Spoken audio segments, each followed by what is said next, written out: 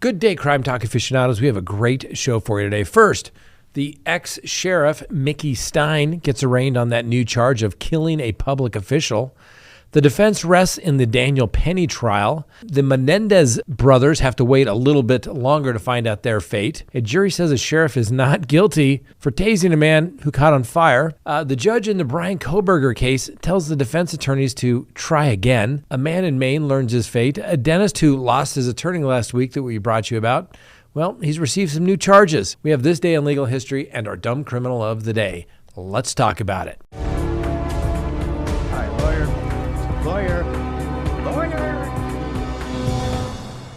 Good day, everyone. My name is Scott Reich, and this is Crime Talk. Thanks for joining us. You know the drill. Subscribe if you haven't. Like if you do. Leave me a comment below. Hit that little bell for notifications. And yes, check us out anytime on any of your favorite podcasting apps. Now, also, go to crimetalksearch.com. Listen, the holidays are coming up. You're going to be meeting new people. Maybe there's a new, boyfriend, girlfriend coming into your children's life. Maybe you need to check them out, their family out. Go to crimetalksearch.com. You're going to be able to do a background search literally while you wait, and you're going to get a result mailed to you, emailed to you immediately, and it's going to have all the relevant information that you are looking for about these people. Go to crimetalksearch.com, sign up for that background subscription service today, and remember, you can cancel at any time, but when you do, you can do as many background searches as you desire.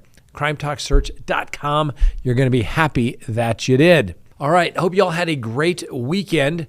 I was in trial last week, and we only did a couple of shows, and then we have the Thanksgiving holiday coming up this week. And what did I do? Well, Crime Talk 1 is still down, but it's getting close. The landing gear is mounted. We're just waiting on a couple of checks to go through. But anyway, we went out to the great state of Missouri, Kansas City, Missouri, that is, and went out and watched the University of Colorado game against Kansas. And Kansas stomped the CU Buffaloes. But it was a good time, great experience. Got to go to Arrowhead Stadium because Kansas is building their new stadium, so they get to play in the professional arena. Anyway, it was great. Got to go out and have some Kansas City barbecue. Went to Jack Stack's Barbecue. Really good stuff. Always like to go there whenever I go to Kansas City. So great people in Missouri and Kansas. It was great. Thanks for the hospitality. We're going to do it again soon. I can feel it. All right, let's go ahead and open the record for November 25th, 2024. That's right. The ex-sheriff gets his new charges of murder of a public official. That's right. The former Letcher County sheriff, accused of killing a district court judge in his chambers back in September, appeared in front of a packed courtroom today. Now, Sean Mickey Steins was indicted on November 21st on a new charge of murder of killing this public official in regards to the death of Judge Kevin Mullins. He was arraigned in person today, and the judge who is overseeing the case is a retired judge, Julia Adams, and she was presiding over the arraignment, and she should be presiding over the future court appearances as we head along. Now, Steins, like I said, entered a plea of not guilty for the new charge. And the judge noted that after significant consideration, she would not admit Steins a bond as of Monday. Now, Steins' attorney said they had hoped to file for an adversarial bond. I'm not gonna lie to you. I'm not familiar with the term adversarial bond, but I believe it has something to do with a cash bond. But given it's a charge of first-degree murder, usually they're very high bonds. So we're going to have to work through that. But either way, when you're charged with first-degree murder, you're not going anywhere. So save your time, energy, and resources and focus on your defense. Anyway, for those who are not familiar with this case, ex-Sheriff Steins was arrested after Mullins was fatally shot in the Letcher County Courthouse on September 19th. At the time, Mr. Steins was charged with first-degree murder. Now, Steins pled not guilty to the first-degree murder charge on September 25th. Steins then retired from his position as the sheriff at the end of September before announcing he would retire. The Kentucky Governor, Andy Beshear, and the Kentucky General Counsel, S. Travis Mayo, sent Steins a letter formally asking that he resign.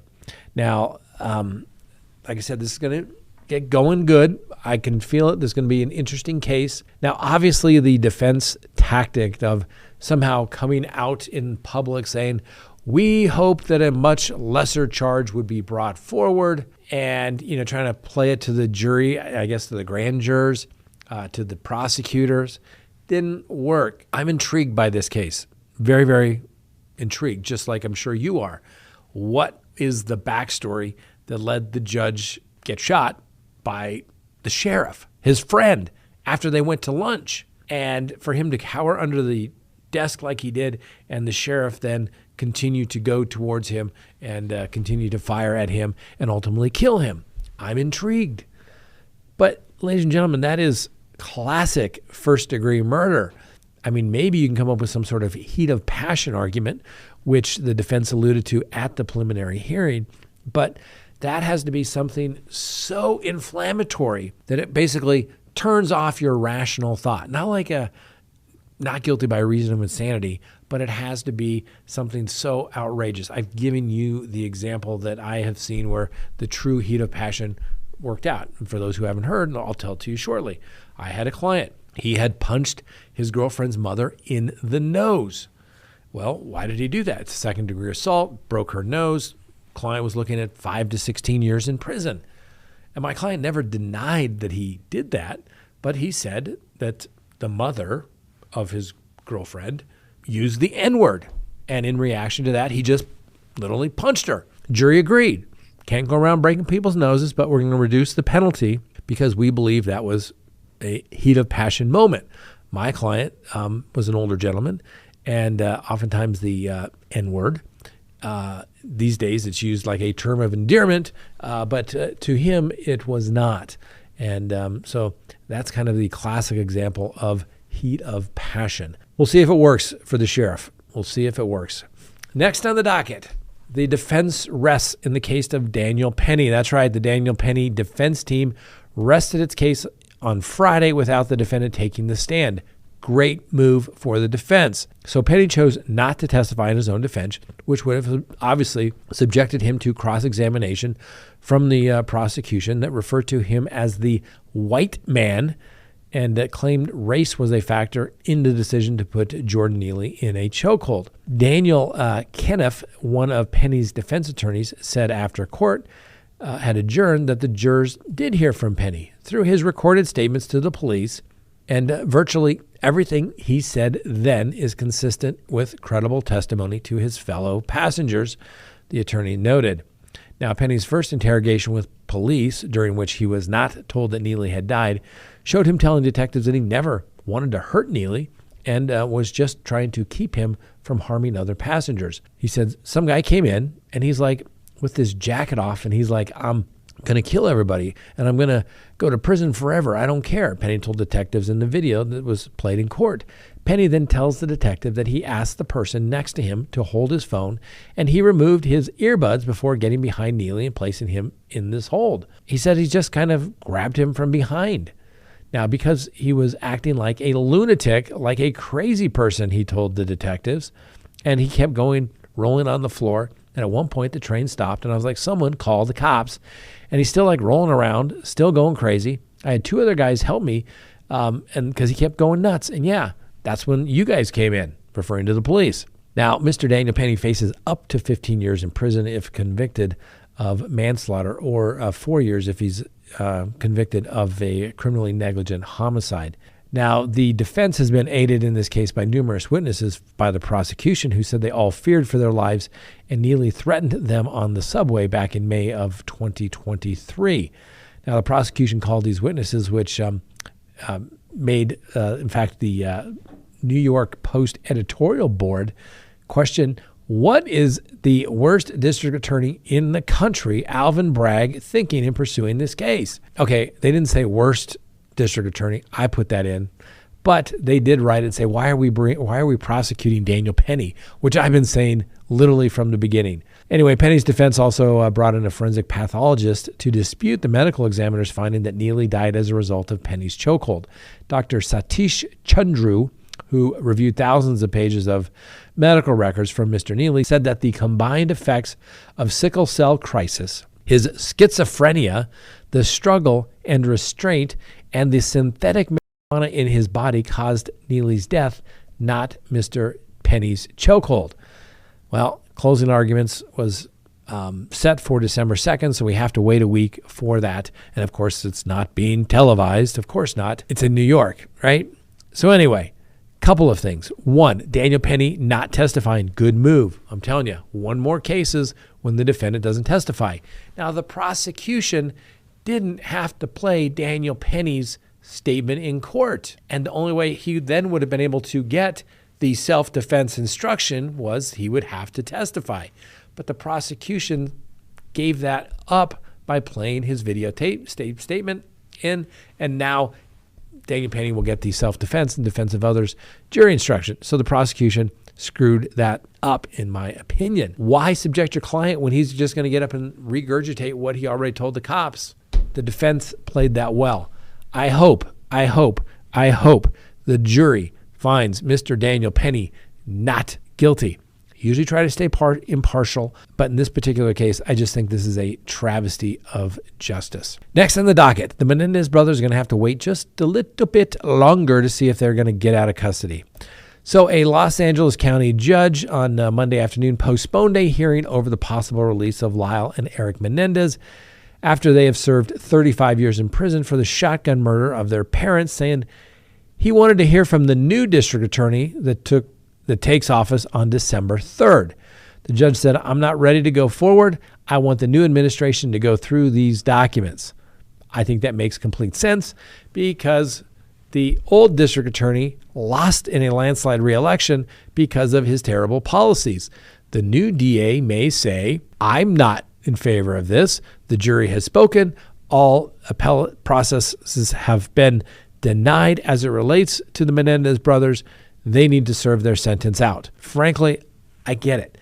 I know the Menendez brothers are the cause du jour for cause celeb for all the celebrities out there. But they did kill both their parents by repeatedly shooting them in the head with a shotgun, ladies and gentlemen. It's called vigilante justice is what it is.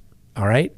And just because somebody has wronged you, you have a right to defend yourself when the wrong is taking place, but not afterwards, right? If somebody punches me in the nose, that's it. And I don't report it to the police, whatever. And then I see that person 6 months later and say, oh my God, he punched me in the nose. I was so afraid of him at that time. Really? Have you seen the guy? Was he acting like he was going to punch you? No, I just walked over and punched him. That's just an assault. It's not self-defense. I get it. People get abused. I'm not minimizing it. It's horrific. I've seen how it affects people in their lives, in their relationships with people. I get it. But these Menendez brothers are not good guys in my humble opinion, okay? Some of their conduct after the killings, like going out and buying expensive cars and watches, is that their way of grieving, I guess? I don't know. Anyway, for those who aren't familiar with this, because the Menendez brothers' case is so old, they've been in prison for 35 years. Both brothers were convicted of first-degree murder and sentenced to life in prison without the possibility of parole after two highly publicized trials for killing their parents back in 1989. The case somewhat captivated the U.S. back in the 90s because of the brothers' wealth and privilege, because they were the sons of a record company and entertainment industry executive. And then, of course, we had the recent Netflix documentary, which raised new evidence and revived public interest in the case. And that evidence supported their claims that they were sexually abused by their father of years leading up to the ongoing district attorney to support their release. Now, in Monday's hearing, the defense lawyer sought to reduce their first-degree murder convictions to voluntary manslaughter, which would make them eligible for release immediately. The judge rescheduled that hearing now for January 30th of 2025, but still decided to hear the testimony of the two Menendez relatives who support the release of the brothers, who are now 56 and 53. The brothers were meant to follow the proceedings by video link from prison, but there were technical difficulties and it prevented them from watching, at least not all of the hearing. Anyway, the brothers said they were victims of abuse, while prosecutors argued the pair sought a multi-million-dollar fortune of their parents. Lyle was 21 and Eric was 18 at the time of the murders. And the Los Angeles District Attorney, George Gascon, said that the new evidence combined with the more modern understanding of sexual abuse led him to ask for resentencing of the Menendez brothers, saying that they had paid their debt to society. I don't know. If you remember this case, let me know. I'm sympathetic. I get it. If they hired me, I'd be making the exact same arguments to get them out. But it was a life sentence without the possibility of parole. I don't know. Should we go revisit every case that gets a documentary made about it? I don't know. I don't think so. Well, maybe the governor wants to impose some clemency on the Menendez brothers. Maybe that'd be a cleaner way to do it. Nope, I don't think so, because I think that governor wants to have greater political aspirations. Anyway, we move along. Next on the docket. Oops. That's right. The Osceola County deputy who was accused of deploying his taser on a gas-covered man back in 2022, which ignited a blaze that seriously burned the victim, was found not guilty of negligence on Friday after a week-long trial. Now, both sides have gone back and forth since jury selection on Monday, and the state saying that the deputy's actions were dangerous and inappropriate, and the defense saying the deputy was just doing his job and protecting the community, ladies and gentlemen. Now, the incident began back in February of 2022 when Gene Barretto was part of a large group of dirt bikers riding recklessly, darting through traffic and running red lights on a highway. Now, Barretto had made it to Wawa gas station and was ultimately refueling his bike when multiple deputies, including Deputy David Crawford, attempted to arrest the man. Well, Barretto's bike tipped over in the ensuing struggle, spilling gas. Crawford then shocked Barretto with a taser, igniting the gasoline and causing Barretto to suffer third-degree burns over 75% of his body. Now, just before closing arguments on Friday, Crawford decided at the last minute to take the stand in his own defense. And according to the testimony, the deputy was fearful that Barretto had a gun, and according to his training, had to assume the man was willing to use it. At one point during the pursuit of the bike gang, officials say someone flashed a gun, but it was never clarified who had done that. Anyway, Barretto was found to be unarmed after the incident occurred. Now, Crawford said he believed that Barretto would have harmed more people had he gotten away, but the defense offered another interesting argument. Crawford did not intentionally deploy the taser, but instead it went off when he tossed it to the side. Anyway, prosecutors have always maintained that another deputy deployed the taser's first cartridge, but it was Crawford who delivered the second, igniting the fire. Anyway, Crawford on the stand was asked if he remembered the taser going off in his hand after he threw it, to which he responded, "I have no memory of turning the safety off." Now, even though Crawford did admit in his testimony he knew using a taser around gasoline was dangerous, he said he would not have done anything differently during the arrest because he thought he was protecting more people. However, the state alleged that Crawford escalated the situation and brought chaos to the gas station because of the way that he approached Barretto, and said he put even more lives in danger. Anyway, there is no need for one man to run like a cowboy and tackle someone off a motorcycle, filling it up with gas. End result of this was foreseeable from the fact that he walked across the parking lot, the prosecutors argued. On the contrary, the defense lawyer said, every single witness, every single video conclusively shows that he never intentionally discharged the taser. Anyway, after Crawford was found not guilty, his attorney said, "We were convinced from the very beginning that their client was not guilty and should not be convicted of these charges.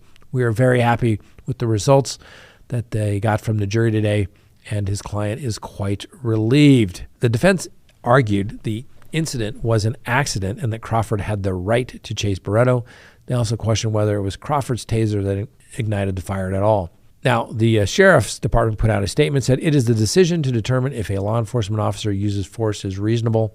We are just grateful that they took as much time as they did," said the sheriff's office and the district attorney's office. The sheriff's provided another one, said the jury found Deputy Crawford not guilty of any crime, and we respect the wisdom of the jury's decision. The public needs to know that the Osceola County Sheriff's Office initiated this criminal investigation against its own employee like we would for any other criminal case against any other defendant. We strongly believe in the transparency and accountability of law enforcement, and we thank the jury for their dedicated time and attention to this case. The jury has spoken. Ladies and gentlemen, the jury has spoken. They made their decision. Who knows what exactly happened? We weren't all there, but apparently they saw a lot of video and they said, not his fault. Congratulations to the officer. Next, the Bryan Kohberger judge tells the defense attorneys, try again. Now, this judge in the Bryan Kohberger matter, I kind of like him. We haven't seen a judge like this in a while. He's no nonsense. He's basically telling the defense, quit wasting my freaking time. And that's what he did. So the new judge overseeing the murder trial, Bryan Kohberger, kind of took a shot at his attorneys on Thursday in a ruling ordering them to resubmit a hearing request with more detail and less extraneous documents. Now, the new ruling came just days after Judge Stephen Hippler denied 12 motions filed by the defense to bar the death penalty from the case. Now, Kohberger is charged with obviously the brutal stabbing death of 4 University of Idaho students back in November of 2022. At issue is the defense request for a Franks hearing. That's to determine if law enforcement used false information to secure a search warrant. That included 38 exhibits and more than 2,000 pages. The defense largely fails to identify with particularity the relevant portions of the exhibits the judge wrote in his order. Thus, the court is left with the unenviable task of sifting through pages and pages of largely irrelevant documents to ascertain what portion defendant may be referring to, he said. Do it again. Submit it with specificity to the court. I like this judge, ladies and gentlemen. I think he's going to give Mr. Kohberger a fair trial. And if Mr. Kohberger is convicted, he is going to get whacked as hard as possible. But this judge is not playing games. Anyway, sometimes be careful what you wish for. The defense in the Kohberger matter wanted the venue change, which frankly, it was a right call. But be careful what you wish for. They thought they were going to get John Judge to be the judge, but they didn't. They got this new guy. And he don't play. The other judge was a little wishy-washy, why we made almost no progress in the last 2 years. We've made more progress in the Bryan Kohberger case in the last 2 months than we have in the last 2 years. So the case needs to be resolved. It needs to be tried, or there needs to be resolution one way or the other. Next, a Maine man finds out his fate. That's right. The man from Maine, convicted of killing 2 people in Poland last year, appeared in court Friday morning for his sentence. Now, Aaron Aldrich of Auburn was sentenced to life in prison on 2 counts of knowing or intentional murder and 5 years in prison for the prohibited use of a firearm. Now, back in September, the jury took some 90 minutes to find Aldrich guilty of killing 16-year-old Mohammed Aden of Lewiston and 21-year-old Shoaib Mohammed Adan of Springfield, Massachusetts. Now, the 2 victims were shot during a scheduled drug deal inside a home on a trip to Lake Road in Poland on February 21st, 2023. Poland, Maine, that is, ladies and gentlemen. So Judge Jennifer Archer also ordered $6,700 in restitution for the benefit of the Victims' Compensation Fund. That's a fund that people can have various expenses if you're a victim of a crime reimbursed. Usually on something like this, it's funeral costs and things of that nature. Anyway, now the judge noted that these young victims were someone's son, father, sibling, grandson, and friend, and their lives were cut short by the selfish act of a greed-filled man. Now, the state prosecutors requested the life sentence and restitution payments. The defendant cannot take 2 lives without expecting to spend the rest of his life in prison. The prosecutor noted the defense has asked for a 60-year sentence, arguing the sentence best reflects the severity of the crime and the benefit Aldrich could be to society when he is sober. They attacked the murders were not a planned attack, but simply a drug deal gone bad. Now, wearing a state-issued blue jumpsuit, Mr. Aldrich stood to face the victims' families. In a low tone, he apologized and said he thinks about what happened every day. The judge, however, felt Aldrich didn't show any remorse at all. His statements today do not change my conclusion, the judge said. I think he was sorry he was caught. I think he was sorry he was convicted, but I do not conclude that he is sorry for what he did. Life, ladies and gentlemen. You got to get life. You got 2 dead bodies, you got to get life. Anyway, next on the docket, last week we brought you the story about the dentist who killed his wife, and then his attorney withdrew because of what he believed to be criminal conduct on the part of the defendant. That dentist, the defendant, he got some new charges. That's right. Days after his defense team suddenly quit during jury selection, a Colorado dentist accused of poisoning his wife's protein shakes to start a new life with another woman is facing some new charges. So the 18th Judicial District put out a post on X that James Tulliver Craig faces 2 additional charges of solicitation to commit murder in the first degree and solicitation to commit perjury in the first degree. So last year he was charged with and pled not guilty to first degree murder in connection with the death of his wife, Angela Craig. In a separate post, the office wrote that the 45-year-old Craig declined to represent himself and that a judge continued the trial over the people's objection. Prosecutors did not elaborate on why Craig faces new charges, but Angela Craig, a 43-year-old mother of 6 who was married to her husband for 23 years, died in March of 2023 of poisoning from cyanide and tetrahydrozoline, the lighter, a substance found in over-the-counter eye drop medication. Now, Thursday morning, Craig's defense attorney, Harvey Steinberg, moved to withdraw from the case due to a professional conflict. Now, the trial had been delayed before and was set to begin last Thursday with jury selection. Now, Craig allegedly flew his orthodontist lover from Austin to Denver while his wife was dying, according to the arrest affidavit. And the two also reportedly exchanged some sexually explicit emails in the process.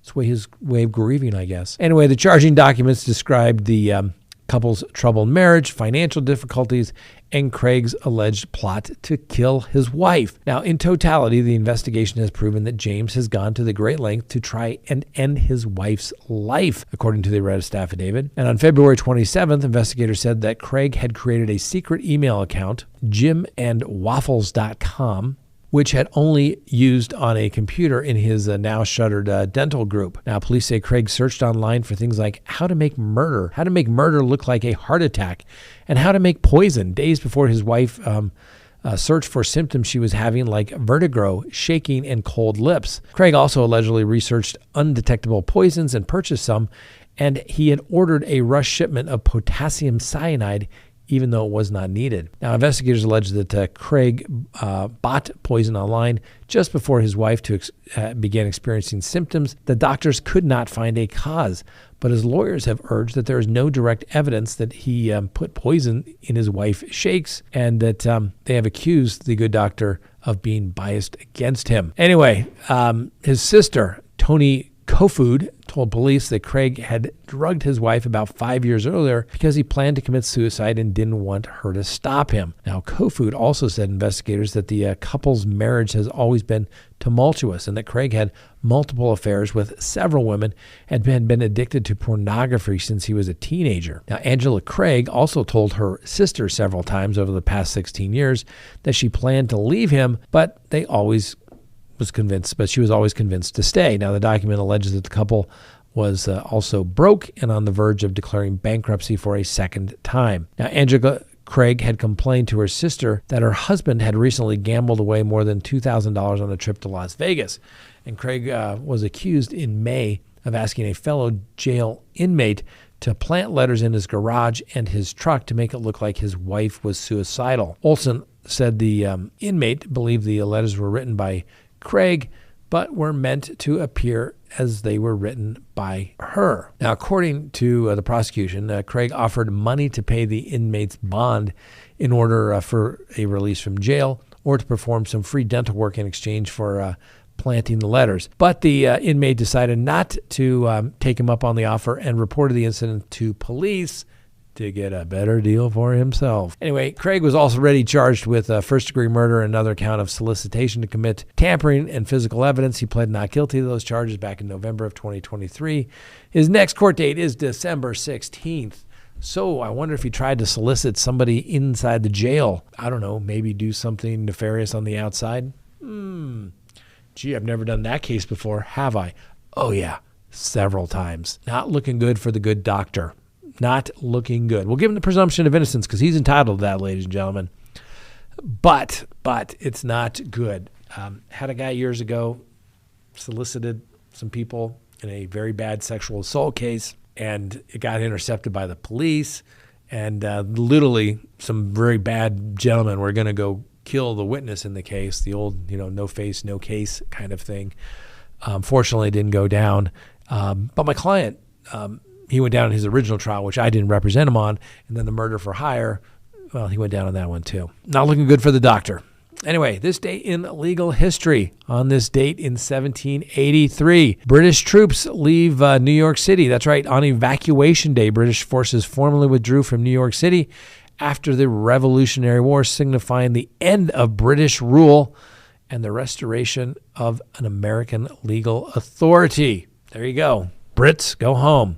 We love you now, British people. We love you now. 1951, on this day in 1951, narcotics law was amended. President Truman signed the Boggs Act, mandating stricter federal sentencing for drug-related crimes. How's that working out for everybody? And then in 1981, President Reagan appoints Sandra Day O'Connor.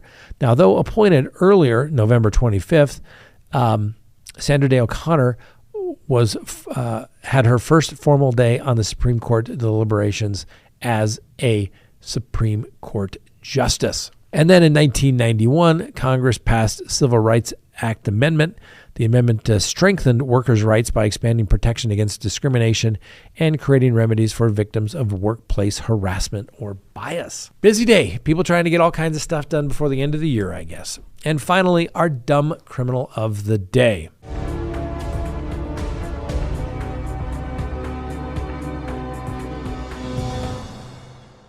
Florida woman was arrested this week after stealing several $100s worth of merchandise from a Target store and then posting about the haul on social media. How many times have we said it, ladies and gentlemen? Don't live stream the crime scene. Yeah, and let's not confess to illegal conduct on social media. Please meet our contestant today, Marlena Velez, 22, accused of a lone count of petite theft in excess of $100, but less than $750.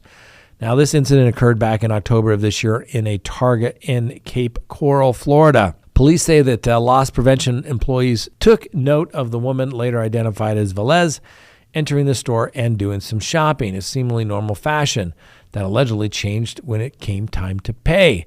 Once at the self-checkout register, the female suspect did not scan the items' barcodes, instead scanning a false barcode with cheaper prices. 16 items of miscellaneous household goods and clothing were stolen. The total loss of the stolen items was valued at $500.32. Anyway, law enforcement then posted the images of the suspected thief that was alleged to have taken money from the big box retailer from their surveillance footage. And anyway, they put it on their Instagram and Facebook accounts to help identify her. It yielded results. Anyway, an anonymous caller saw the post on social media and gave the possible identification of the suspect. The anonymous caller also provided officers with Marlene's social Instagram handle. Authorities then noticed something that they claim was even more brazen than the initial theft. She put up a TikTok post by the defendant wherein she allegedly documents leaving Target with the items in question. Marlena documents herself picking out items inside the store, placing them in her car after exiting the store. And she appears to be a content creator with some 300,000 followers. Anyway, Miss Velez was wearing the same outfit and glasses in the TikTok video, and she posted that video that same day, going to the Target, buying these items, and then taking them home with her.